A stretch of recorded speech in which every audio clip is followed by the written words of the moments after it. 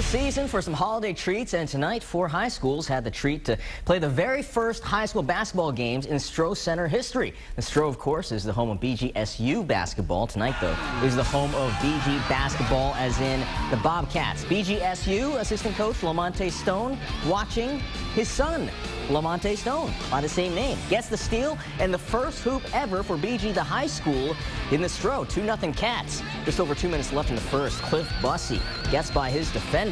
Central doubling up BG 10-5. Late in the quarter, defense turns to offense in a big way.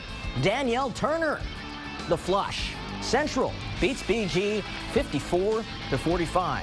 Well, earlier in Maumee, Panthers hosting Otsego. This was a good one. Maumee down 1, 3 minutes left. Dominique King hits the 3 from up top. Panthers up 2 now. Next possession, more King. This time Rulin with a tough pull-up J. He gets that to go. Maumee, he led the way with 20 points. Otsego fighting back. AC Limes hitting the tough jumper there.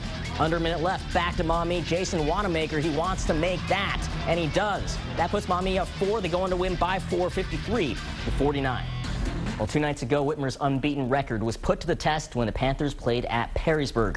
Well, they passed that test with flying colors and are now 6-0. Tonight, for 7-0, another NLL school, Northview, but it was a frustrating game for Bruce Smith and his troops because they didn't score their first points until 2 minutes left in the first. Meanwhile, for Northview, James Rassico gave the Cats a 6-5 lead after one. Then Rassico in the second quarter, nobody blocked him out. He had 10 of Northview's first 14 points. It was tied at 14. It was a 1-point game at the half. Bruce Smith must have said something at the half, though, because his team looked different in the second half. Leroy Alexander the dunk, and Whitmer pulled away eventually 57-36.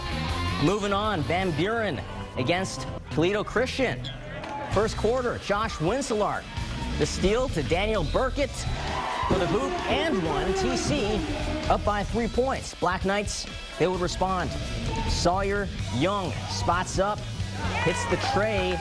Game tied early, still tied for Dominique Pittman.